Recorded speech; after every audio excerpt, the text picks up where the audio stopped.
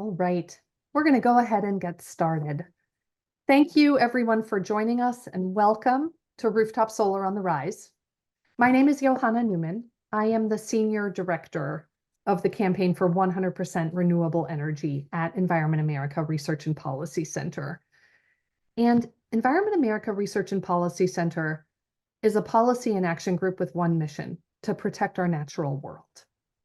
We envision a better, greener America, one that protects and restores more places where we can all live and thrive, and that offers us and our children the opportunity to live healthier, more enriching lives.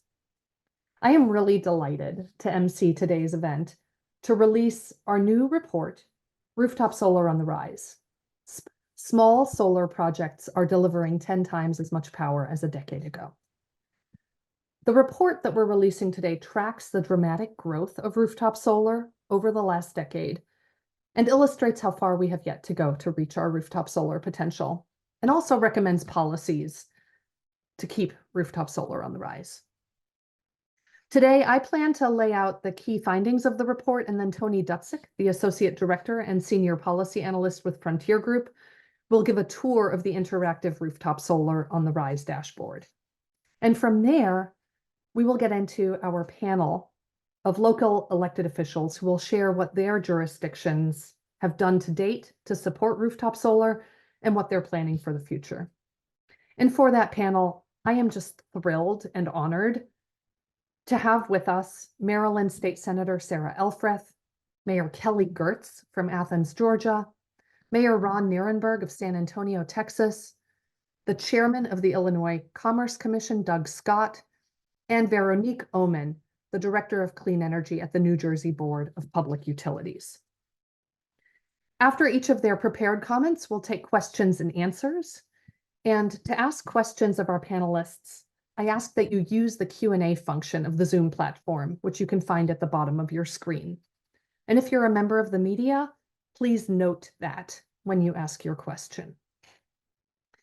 So before we get into the detailed findings of the report, I want to just take a step back and provide a little bit of context. And I want to start with the problem. So America today is still too reliant on dirty energy sources like coal, oil, and gas. Extracting, transporting, burning, and disposing of the waste products of these fossil fuels pollutes our air, our land, and our water. It causes pollution that makes us sick and is dangerously warming our planet. And thankfully, there are solutions. Today, we can power our lives with renewable energy more affordably and efficiently than we ever have before. And the sooner that we start soaking up the sun on our rooftops to power our lives, and the sooner we harness the power of the wind that shows up every day for free, the better it's going to be for our health, for our environment, and for our planet. And the good news is America has abundant renewable energy sources, none greater than the sun itself. This slide shows a figure from Environment America Research and Policy Center's 2021 report, We Have the Power. And this report laid out how America can realize its clean renewable energy potential. In the lower right-hand corner of the slide, you'll see a white circle outlined in red, and that visually represents how much electricity our country used in 2020. And each of the other circles on this slide visually represents the technical potential of different renewable energy sources. And so you'll see that far and away, our most abundant renewable energy source is the sun. Solar power is particularly valuable when it's produced right where we need it, on the roofs of our homes and our businesses. And so I also want to draw your attention to the small burnt orange colored circle that's nested within the larger yellow circle. And this circle visually represents America's rooftop solar photovoltaic potential. So although it's a relatively small part of our overall solar potential, you can see from this figure that rooftop solar alone can actually go a long way towards meeting our electricity needs. In fact, in today's Rooftop Solar on the Rise report, we found that our solar potential if fully realized, could meet 45% of 2022 electricity demand from rooftop solar alone. So I want to spend just a couple of minutes about the benefits of rooftop solar compared to some of the other energy options that we have. The first key benefit that I want to highlight is that rooftop solar reduces dependence on fossil fuels. Secondly, rooftop solar eases strain on the grid during periods of high electricity demand. And that's particularly true on hot, sunny days when electricity demand is peaking. Third, rooftop solar, when we couple it with battery storage and community microgrids, can play a big role in increasing resiliency to threats like extreme weather. Fourth, rooftop solar mitigates the amount of land we need to clear or develop for clean energy. And our analysis found, by looking at California data, that every gigawatt of solar prevented the need for more than 5,000 acres of utility scale solar when we install it on our rooftops. And if you remember the figure from the earlier presentation, we'll likely need some utility scale solar to meet our energy needs and get to 100% renewable energy. But by maximizing rooftop solar, we can limit the amount of land that we'll need to place clean energy infrastructure on. And a last key benefit of rooftop solar is that it can save consumers money. So the price of going solar continues to fall, and new incentives under the Inflation Reduction Act make it more affordable than ever before to go solar.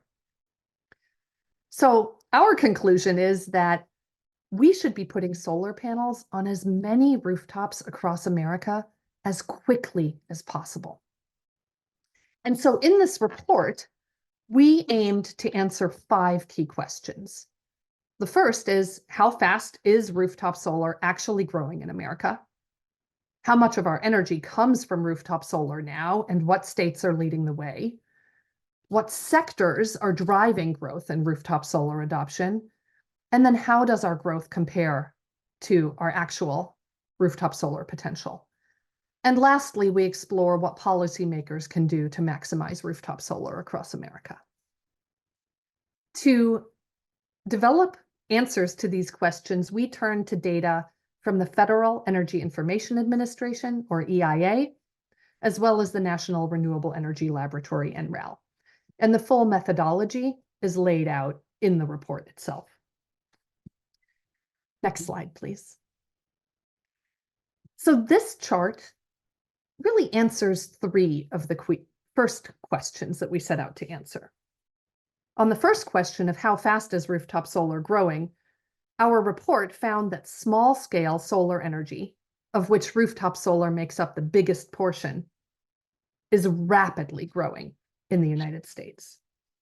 And this graph shows the growth of small-scale solar from the year 2002 all the way up to 2022. Back in 2002, rooftop solar made up way, way less than 1% of our overall electricity in the United States. By the year 2012, we were getting up to almost 6,000 gigawatt hours of small-scale solar generation. And then the next 10 years, rooftop solar skyrocketed in America. And so in 2022, America produced more than 10 times as much solar as it produced in 2012 from small-scale solar.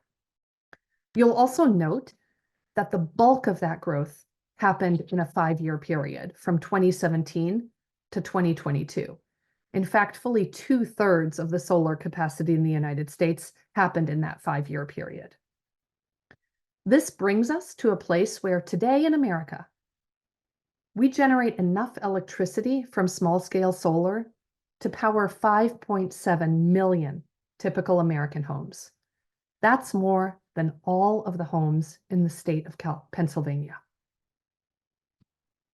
So next, I'd like to explore what states are leading the way in small-scale solar adoption. The top 5 states for rooftop solar generation in 2022 were California, Arizona, New York, Massachusetts, and New Jersey. And in terms of which sectors are driving the growth of small-scale solar, our analysis found that in the past decade, solar on homes has really driven the growth of small-scale solar. In 2022, nearly 2/3 of all electricity from small-scale solar installations came from the residential sector. All that growth in rooftop solar is great, but we are just scratching the surface of our rooftop solar potential as a state and as a nation. So our report found that to date, we've only tapped 1/28 of our rooftop solar potential.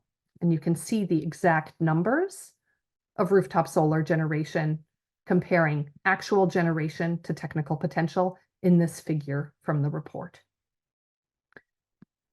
Our analysis of National Renewable Energy Laboratory data found that America could produce the equivalent of 45% of the electricity we currently use from rooftop solar.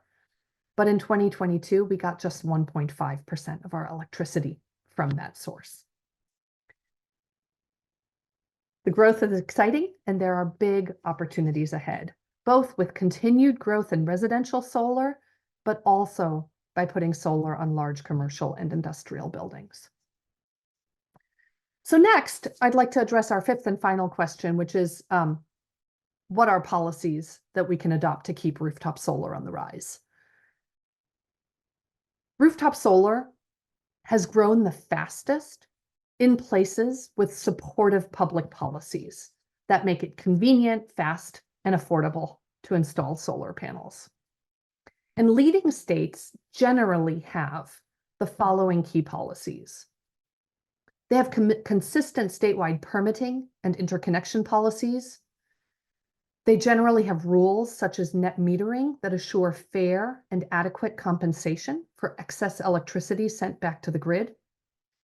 And leading states have solar incentive programs such as rebates, renewable energy credits, tax exemptions, and the availability for low-cost financing. In conclusion, to wrap up my comments, I'll just say that today in America, you can get your energy straight from your rooftop. And it is becoming increasingly absurd for Americans to pay for power from a distant plant spewing pollution when we can just soak up the sun from our rooftops. So with that, I'd like to hand it over to Tony Dutzik from Frontier Group, who will share the interactive Rooftop Solar on the Rise dashboard that accompanies the report. Great, thank you, Johanna. I'm just going to share my screen. And thanks to all of you for coming to the webinar today. As Johanna mentioned, my name is Tony Dutzik. I am the Associate Director and Senior Policy Analyst at Frontier Group. We are a research and public policy organization whose mission is to provide information and ideas to build a cleaner, more sustainable America. And we are partners with Environment America Research and Policy Center in the Public Interest Network. To find some of our other resources on clean energy and a variety of other topics, I would invite you to visit our website at www.frontiergroup.org. I'm also realizing that you can probably see the bar at the top of my screen, so I am just going to start this from the beginning. Okay, so as Johanna mentioned, the Rooftop Solar on the Rise report documents the impressive growth of small-scale solar energy in states across the country. It is part of our Renewables on the Rise series, which tracks the growth of clean energy across the U.S. And the report can be found at this URL on the Environment America website or also at frontiergroup.org. Now, reports are great, but as with many other things, a picture is worth 1,000 words. And so in addition to the published report that we are releasing today, we are also launching an online interactive dashboard, which provides the key data from the report on solar energy growth state by state and sector by sector.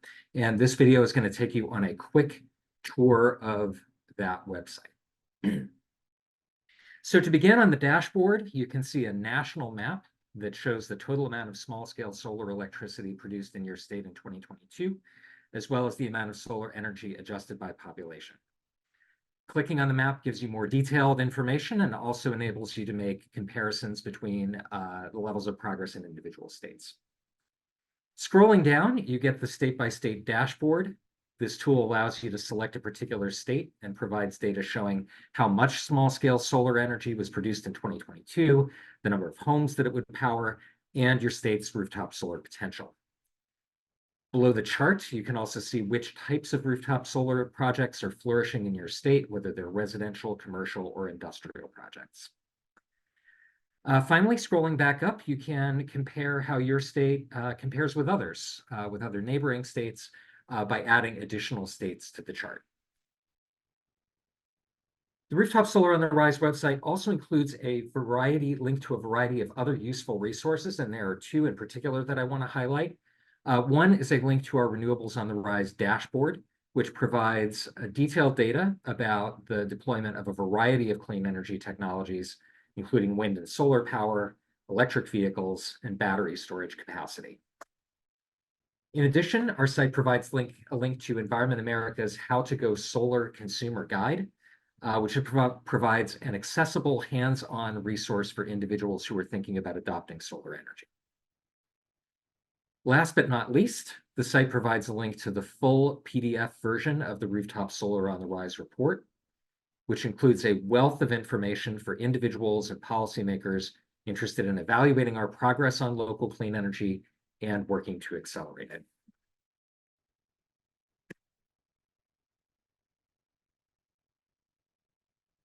The report includes case studies of states that have succeeded in growing rooftop solar, as well as some examples of states that have lagged behind, and those that, like the state of California, that have traditionally been rooftop solar leaders, but now have that leadership threatened by recent policy changes. The report also includes detailed state-by-state data and rankings for small-scale solar, including by sector. And as Johanna mentioned, it includes policy recommendations for how states and other jurisdictions can help keep rooftop solar growing. All in all, we hope that this dashboard helps to convey a sense of excitement and promise surrounding the growth of rooftop solar energy, as well as a useful and readily accessible source of information for you to share with colleagues, constituents, and others. If you have any questions about any of the information shared here, you can feel free to reach out to me or to Johanna, and we will be happy to follow up from there. So thanks so much, Johanna. Thanks so much to all of you for coming out to the webinar, and I look forward to the panel. Tony, thank you so much. All right. Without further ado, I'd love to open it up to our panel of experts and local elected officials. So we have asked them to prepare brief comments on what their jurisdiction has done to date to encourage rooftop solar growth and what they're planning for the future. And we'll start with Maryland State Senator Sarah Elfreth, who's taking time away from her work in Annapolis and has a voting session soon. So Senator Elfreth, thank you so much for joining us. Thank you so much, Johanna and Tony. And yes, you see the boxes. I snuck a room in the back of the committee room during hearing time, and I do have to get back for voting in a minute. But my committee, I serve in the Budget and Taxation Committee of the Maryland Senate, and we are responsible for tax policy. And year after year, we had different sectors of the solar community coming to us for a specific tax carve out. And we were happy to do many of them, but over time, it occurred to us that perhaps we should take a more comprehensive approach to our tax policy and other incentives when it comes to the solar industry across the board, residential, commercial, rooftop, as well as utility and parking canopy. And so that's exactly what Maryland did last year. Folks might know that in 2019, Maryland, and I was very proud to vote for it, set an ambitious goal of getting to 50% renewable energy by 2030. And our governor, Wes Moore, has committed to 100% renewable energy generation by 2035. Those are lofty goals, but they're critical goals for a state like Maryland when we are the second most vulnerable state to the threats of climate change and sea level rise. So it's important we rise to the moment, but we can't do that just through goals alone. As Johanna said, we have to think through the difficult conversations of the implementation and how do we craft the proper incentives and work hand in hand with the solar industry, with the environmental community, with our local governments to meet that moment. So we have a bill in front of the General Assembly this year. It'll be heard next week It's a little kitschy in our title, but it's called the Brighter Tomorrow Act, which takes all of the incentives that we've crafted over the last 6 months through the partnership on the tax side and also with our SRECs to really move the needle and meet our goals in a way that makes the most sense, particularly tilting the incentives back towards the built environment so that we're not making unnecessary environmental trade-offs. We're not clear-cutting forest or utilizing prime agricultural land to meet those goals. That we are really thinking strategically and wisely about those choices. And so I'm very excited for the prospect of this bill. It has a great coalition of partners behind it, and I hope to be able to report back after our legislature adjourns in April of our success. And this is just part of the movement. We're going to have to continue to have this conversation. And that's why I'm excited for the dashboard and for learning from our colleagues from other states on how they are doing it. I wish I could stay for the Q&A. Unfortunately, I have to get back to committee, but I greatly appreciate all the work this community does on behalf of my constituents here in Maryland and on behalf of this important movement. Thank you. Thank you so much, Senator Elfreth. Take care. All right, next we'll hear from Mayor Kelly Darrell Gertz of Athens, Georgia. Mayor Gertz, thanks for joining us. Look forward to hearing your thoughts. Good afternoon, everyone. It is wonderful to be with you. And we in Athens, like in so many communities across the country, have made a commitment to transition entirely to clean energy in our community. I made the individual commitment, and then my commission endorsed that in 2019.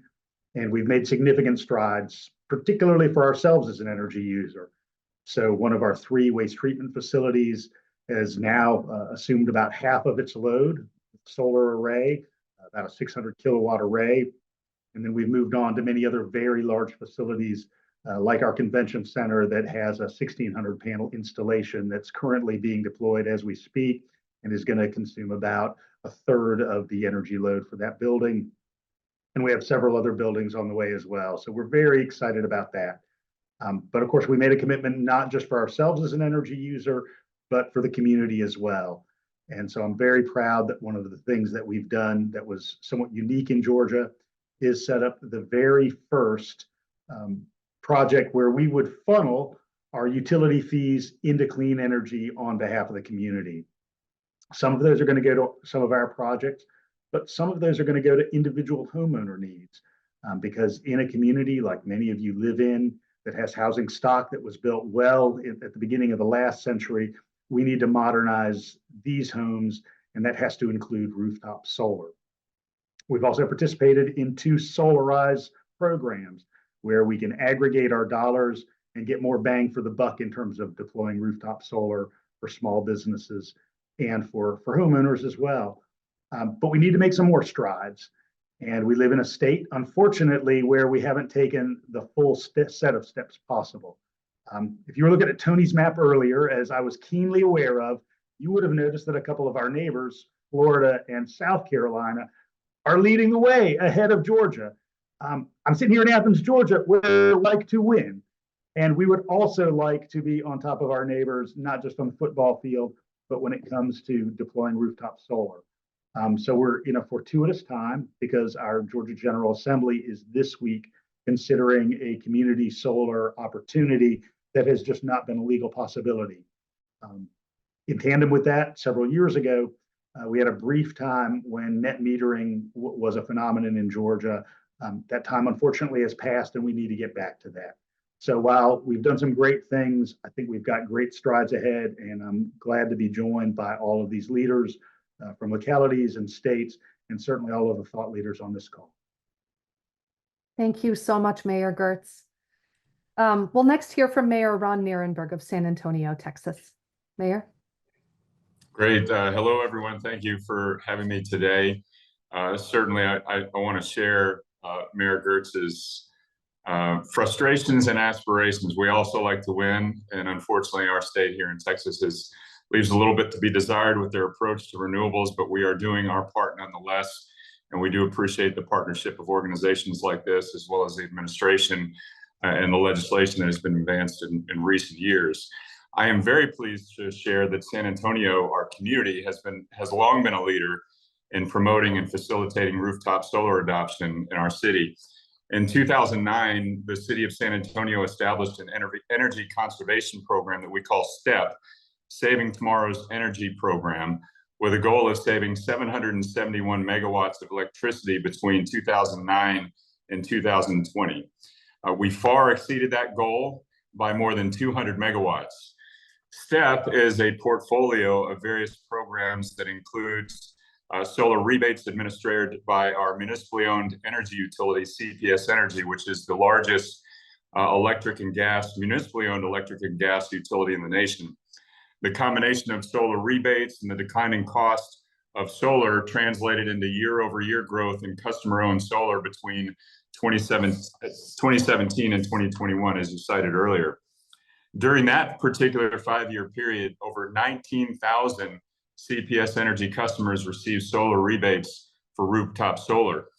Solar adoption is translated into real energy savings for both our utility itself and our customers. And through the lifetime of the of the rooftop program, we observed about 200 megawatts saved. Additionally, I'm excited about the impact of the Inflation Reduction Act, which is the largest investment in climate action in our nation's history. It will be accelerating our solar adoption and production in our community and across the nation. The direct pay provision under the IRA has positioned the city of San Antonio to be eligible for these incentives. And this past November, we approved a $30 million project to install rooftop parking and park canopy PV systems at 42 city facilities. Collectively, these projects will offset an estimated 11% of the city's electricity consumption from its buildings, while the solar canopies will shield our employees from the hot summers that we experience in San Antonio. I will tell you that this initiative is the first of its kind in Texas, and I believe the second largest in the country. And it sets a national example of how an innovative approach for expanding rooftop solar through municipal building installation can be done. The city of San Antonio has also created our own website, an easy-to-read website for our residents that details the various federal incentives, which there are many, to help them save on utility bills and reduce their overall emissions. Anyone who's interested in that can go to sasustainability.com. We're also going door to door with our own flyers, making sure people know the benefits that are available to them through the IRA. These efforts represent additional pathways towards reducing carbon emissions and serves to energize our own workforce development efforts with our burgeoning clean energy sector. So it is a circular, virtuous cycle here in San Antonio. San Antonio will continue to lead in the clean energy transition in Texas. Of that, we are sure.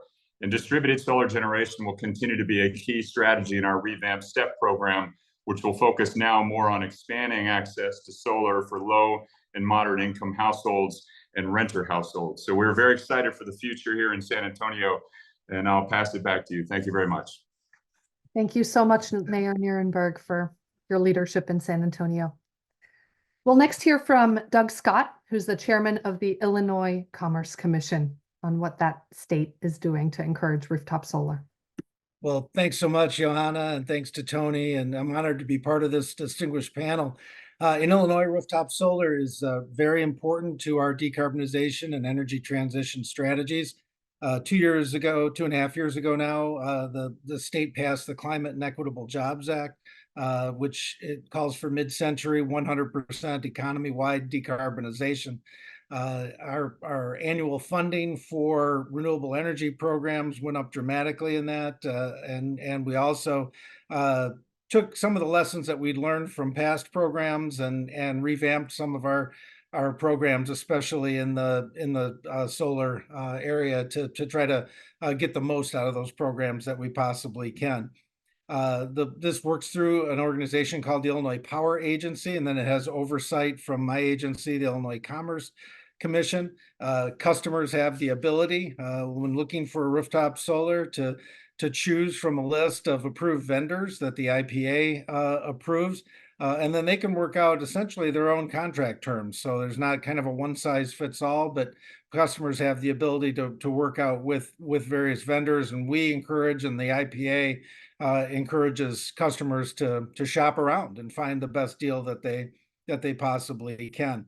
And it's been working for us extremely well. Illinois Shines is our state's primary program used to support rooftop solar. It provides incentive payments under renewable energy credit delivery contracts for projects that apply to the program. Since we launched Illinois Shines in 2019, and again, we've made some improvements to it with the 2021 bill, we have successfully supported over 60,000 new rooftop solar installations in Illinois. That constitutes well over 1,000 megawatts of new solar capacity.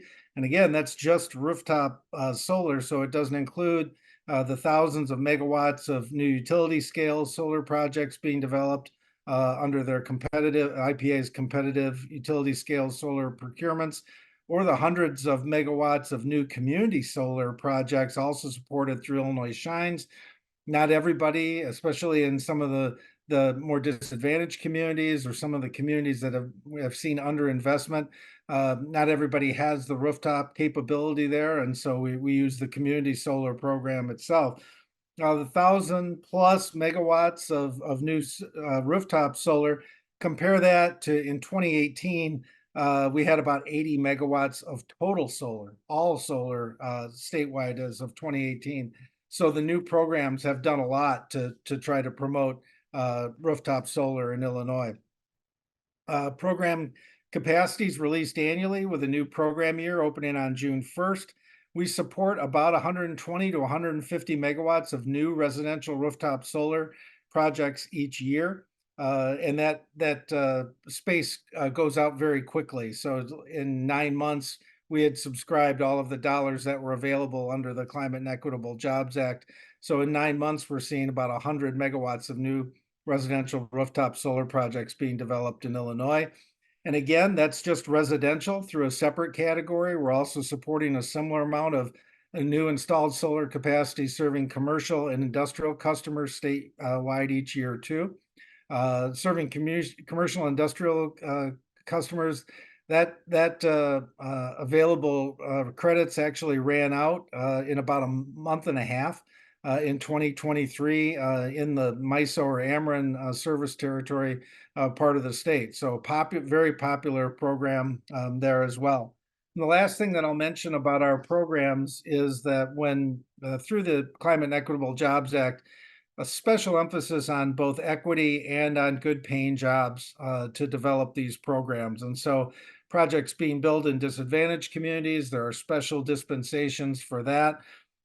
Projects being built by people and by companies who live in or are located in historically disadvantaged communities as well. There are more credits that are available for people who are building in those communities and who are using contractors and individuals who live in those communities, and also training and assistance available for those companies, and a lot of effort in this made to make sure that we were paying good, decent wages on these projects, including prevailing wage on a lot of projects and project labor agreements on really large projects as well. So going forward, we've seen success, so we want to be able to build on that both through the program tweaks themselves and also through additional dollars. But we hope we're on the right track and think that will be in residential and commercial industrial rooftop solar will be a large part of our energy transition going forward. Chairman Scott, thank you so much for sharing that. Our last panelist is Veronique Oman. Veronique is the Director of Clean Energy at the New Jersey Board of Public Utilities. And just a reminder that when our panelists are done with their prepared remarks, we do welcome your questions. To ask your questions, please use the Q&A function of the Zoom platform, which you can find in the toolbar at the bottom. And if you're a member of the media, please let us know so that we can prioritize answering your questions. Thank you. Veronique. Thank you, Joanna, and it's truly an honor to be here with all those distinguished panelists on this call today. So I'm the Director of Clean Energy at the Board of Public Utilities, and for the state of New Jersey, the board is the regulator of all the New Jersey utilities, And we also develop and run the state's clean energy program, and that includes solar, of course. But as such, the BPU is one of the key implementers of Governor Murphy's vision of 100% clean energy by 2035. And just want to reflect on what Senator Alfred said about Maryland being the second most vulnerable state. Well, New Jersey is the first most vulnerable state to climate change in the nation. And so as such, the clean energy goals are particularly important to our state. Now, we have also been a leader in solar, and particularly in rooftop solar. We are in the top 5 for implementation nationwide, and we are also, when you take into account the size of the population, we're either first or second, depending on how you look at it. And as such, rooftop solar has been a cornerstone in New Jersey's portfolio of clean energy, with over 182,000 residential installations by the end of 2023, and about 9,000 more mostly small commercial installation. And on that note, I'd also like to highlight the particularly successful community solar that the state has, which, like Chairman Scott indicated, offers a pathway for residents who cannot have solar on their own properties. And in New Jersey, these are also predominantly built on rooftops. We have a lot of warehouses in the state, and we love to take advantage of the real estate there to particularly build community solar projects. So what is the reason for our success? And there's not a single reason, but really a portfolio of measures, thanks to a very proactive and supportive legislature, as well as key policies enacted by Governor Murphy. We've had net metering in place for a very long time. That's full net metering. And we also have legislation that ensures that projects can be permitted on rooftops. We're in the middle of ongoing grid modernization proceedings, and this is particularly important when it comes to interconnecting all those new projects to the grid, which is a challenge in many of the localities, as you know. And then we have had incentives for solar for a long time, and they've been quite generous, and they've made it feasible for both owners of installations and people taking advantage of third-party constructs to take advantage of the solar on the roofs. And I do want to point out that the need for incentives has declined significantly over the last, I would say, 12, 15 years. So we've seen SREC prices in the past that were very high, like $600 per megawatt hours. We're now down to only a fraction of that cost for new installations. And as such, the cost to ratepayers of those new installations is a lot less than it used to be. Now, our state has had objectives of approximately 150 to 200 megawatts of residential solar each year, and we've been hitting that over the last few years. And in addition, there is an objective of 150 megawatts of commercial rooftop. And now with the new community solar program, we have recently opened that up to 275 or 225 megawatts, with an additional 275 coming in this year, and then in the next year 250 megawatts more. We had some catch up to do, but that's a big opportunity for rooftop solar in the state as well. And finally, I would like to echo Chairman Scott's comments on equity, that this is tremendously important for the state of New Jersey.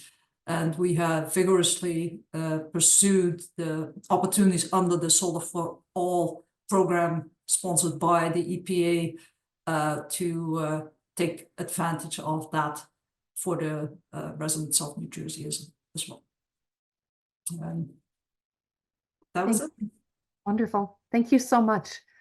So that concludes the prepared statements of our panel. I'm now going to transition us over to the Q&A. And our first question comes from Humberto Sanchez with Pluribus News. And he asks, what bills this session in the legislature in Georgia, Texas, Illinois, and New Jersey should we be watching that will advance rooftop solar? So I'll start with the speakers from those relevant states, and you can share any legislative news that you have, and then I can fill in a little bit with what Environment America's organizations in those states are prioritizing. So why don't we start with Georgia? Mayor Gertz, do you? Yeah, so we have been on what I will call the slow roll when it comes to statewide incentivization of rooftop solar. Community solar is something that I think, the large energy utilities have been somewhat uncomfortable with, but I think are growing in comfort. I mean, in part realizing that you can't have a statewide network that is the sole purveyor of effective energy provision. So right now, community solar is in the General Assembly. I hope that gets across the finish line this year.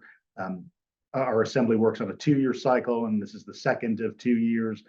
So I have a great deal of confidence, particularly because it's a bipartisan bill here. Great, thanks. Mayor Nuremberg, any insights from Texas? Well, our Texas legislature meets for 140 days every 2 years. Sometimes we wish they would meet for 2 days every 140 years. I will share with you, there has been some wins with respect to solar in terms of how it's handled in neighborhoods. Recent legislation has restricted the overreach of homeowners associations, for instance, in restricting solar adoption in neighborhoods. So we look to things like that. With respect to the energy generation mix in Texas, however, what we would like to see is more proactive approach to the understanding that solar and wind energy and clean energy in general are a vital part of a diverse energy portfolio. And in fact, if you look at the previous extreme weather events, whether that's Winter Storm Uri or the extreme heat wave we experienced last summer, or even this last cold snap, solar and wind energy kept the lights on in Texas. What we have done in local communities, though, is try to do our part with our own codes and ordinances to help incentivize adoption of clean energy. And of course, our energy utility is municipally owned. One thing I would point out is that in the last code update, which occurred last year for the city of San Antonio, our community became, I believe, the first in Texas that adopted EV2 level readiness in new home construction, as well as solar rooftop readiness in new home construction as well. So we'll do those things, but we do need a more, I would say, aggressive approach to the adoption of all energy sources at the state level. Thank you, Mayor. Chairman Scott, any insights from Illinois on pending legislation relevant to this conversation? Yeah, I think there's a couple that I would lift up. One would be trying to rework some of the dollars that were set out in CEJA that are either based on geographic distribution or wind versus solar. We're seeing a lot more activity on solar, and so maybe trying to get those numbers so that we can get more dollars to where the projects are coming. That may be one thing that happens. Also, an emphasis on storage that I think we're going to see. There's a study going on right now, but obviously has a huge impact for what we're talking about today as well, and can really do a lot of additional things. And then at the regulatory level, just lift up a couple of other things. One is the IPA's long range plan is coming before us, and so I can't talk about details, but something to keep in mind, because that's the manual that governs all of the how these projects get from start to finish. And then we're also working on an interconnection working group. An interconnection came up just a few minutes ago to make sure that once we get all these projects built, that they get on in a timely fashion and in a cost-effective way as well. So we're working on all those things right now. Great. And New Jersey, Director Oman, any legislative insights worth sharing? Well, so as I said before, we've been extremely fortunate to have a very supportive legislature and governor, and we have been giving many of the tools that are needed to advance rooftop solar already. So in that respect, what I do want to mention is that there's a considerable discussion about the Clean Energy Standard bill that is going to be heavily watched, and also the emphasis on storage. As most of you know, when rooftop solar gets to a certain point of penetration, storage becomes increasingly important. And so we are actively working on developing a standalone storage program. And we want to make sure that the incentives all point towards the adoption of storage plus solar as a good way to stabilize the grid. Great. Thank you.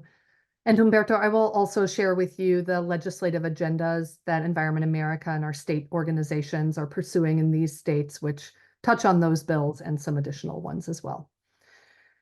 I want to pivot off of the point made about storage because it came up in response to this question from a couple of you. And there was a question in the chat about storage and the critical elements in batteries now, and whether there's research that can explore other materials that reduce the environmental impacts of battery storage. I imagine Tony has thoughts on this, but do any of our other panelists have thoughts or insights that they would be interested in sharing? You're welcome, Tony. Do you have any, what are your thoughts? Thank you, Johanna. No, thanks for putting me on the spot. What I would say is that there are tremendous changes and advances being made in battery storage technology across the board. I mean, I think what we talk about the dramatically falling price of solar over the last couple of decades. We're seeing a similar trajectory in prices in battery storage, which has been accompanied by just a huge deployment of storage in states like California, where it's economically advantageous and environmentally advantageous for us to do so. That said, there are environmental concerns about both the process of obtaining critical minerals for current battery technologies, as well as what happens to those to battery storage at the end of its life. The good news, and I'm going to speak more in generalities than anything, but there are new battery designs and a ton of research that's happening in a variety of different respects that look not only at different battery chemistries, so increasing focus on sodium-ion batteries that are less intensive with toxic materials that could be of use in grid storage, as well as questions of the kind of storage that we have on the grid. Because for right now, with solar, it's very important that we have 3 or 4 hour storage to carry over the solar energy that we're generating during the day into the peak evening hours when people are returning home, they're coming home from work, they're turning on the lights, they're running their appliances. But over the long run, we're going to need additional longer-term storage. And there's been a tremendous amount of research and advances that are happening on that technology, even though it is a little bit farther away from reaching the levels of deployment that we currently have on short-term storage. So I think we definitely need to be paying attention to where we get critical minerals. We need to be focusing on building a circular economy supply chain throughout the clean energy economy, so that as solar panels, as batteries, as other clean energy technologies come to the end of their useful lives, we find ways to extend that useful life or to recycle the critical minerals in those technologies. And we also need to be looking toward and supporting alternative battery technologies and chemistries that are less intensive for mining and environmental impact. And Johan, I'll just add to Tony's point about other technologies. State of Minnesota, their commission recently approved a pilot on iron air storage. So it's something that they're looking at. And of course, we're looking at very closely with one of our near neighbors here in the Midwest. So just the point that it's not just all theoretical. There are some things happening. Yeah, and let me just add to that, whatever environmental concerns there are around battery storage, they are completely dwarfed by the concerns associated with fossil fuel extraction and also waste generation. So it's definitely better that we continue on the road towards implementation of storage. Now, almost all we have to do is watch the electric vehicles, right? Because there's so much storage being produced right now already, and it's all driving around. Now that development is accelerating the research and also the rate of innovation and the rate of sustainability tremendously for storage in general. And you also see some interesting new things coming out, like end-of-life electric vehicle batteries can still perhaps be used for grid purposes. So there's lots going on in that space, and it's very exciting.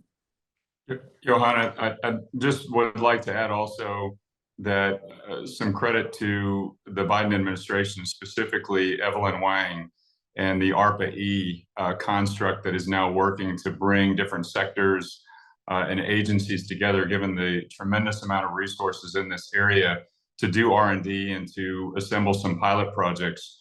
We have a lot of capital construction going on in the city of San Antonio. For instance, we have a major development of our airport. And so we have engaged on ARPA-E to potentially do some work to help advance some of these technologies, particularly in the sodium ion space. But I agree, it has huge potential. It does need to be addressed simply because even with what Veronica mentioned, which is so undeniably true, the upside on storage, it continues to be a thing that people like to attack politically. And we need to address it and advance it, if nothing else, to help with supply chain issues. I'll just note in terms of local resilience, I mean, if we've got strong battery storage, that means that we're replacing scores of diesel generators that everybody looks for after we have these increasing number of very severe storms. We had a 4-inch rain event here in Athens last month, and it was devastating for some pieces of the community. And so if those community members had on-site battery storage, they would have been sustained, their groceries would have been cared for, their families would have been cared for. And so I think in the big picture, this is going to be a critical piece of our infrastructure. Yeah, I know in Vermont, there's a utility that's actually looking at battery storage as their key reliability measure. Great. I'd love to pivot to another question. This has to do with the state of California. So, California has been the national leader on rooftop solar for the past decade. But one of the questions was that, California regulators have recently cut incentives for rooftop solar. And the question is, what can we do to counter this offensive? And I want to share here that for those who don't have the context, there is a case study on what happened in California in the Rooftop Solar on the Rise report, where it essentially profiles actions by the California Public Utilities Commission to end that state's net metering policies. And since that change went into effect, rooftop solar project sales in California have dropped by about 80%. In response to that, today, driven in part by the production of this report, Environment California, together with Assembly Member Friedman, are introducing new legislation. It's AB 2256, And if passed, it would require the state of California to value the so-called non-energy benefits of rooftop solar, such as local air and water quality, resiliency, and other local economic development benefits. And if those benefits are actually factored into the calculations that regulators use, it will help make sure that owners of solar are fairly compensated for the solar energy that they provide to the rest of their community. So again, that event, that unveiling, that bill introduction is happening later today, but that is one of the ways that we can counter the attacks on rooftop solar that we've seen recently in California. All right, we have about 4 minutes left, but I would love to get to one more question, which is, are we aware of any communities that are requiring that all new buildings build with solar roofs installations? Well, the state of California's building code does require new residential construction to include solar panels. At least in theory, there are broad loopholes that allow some developments to avoid that. But they are, I believe, the first jurisdiction in the country to include that requirement. I am not aware of any other local governments to do so, but that is one statewide example. That's my understanding too, that so far California is the only jurisdiction that requires rooftop solar in new construction. There are a number of other states that are considering it. I know of legislation introduced in Massachusetts and Rhode Island to that effect, but they have not yet passed. And then there's conversation underway right now at the International Code Council to consider having the model energy code require that all new homes are solar ready, which I think is a prudent first step to making rooftop solar installations that much easier.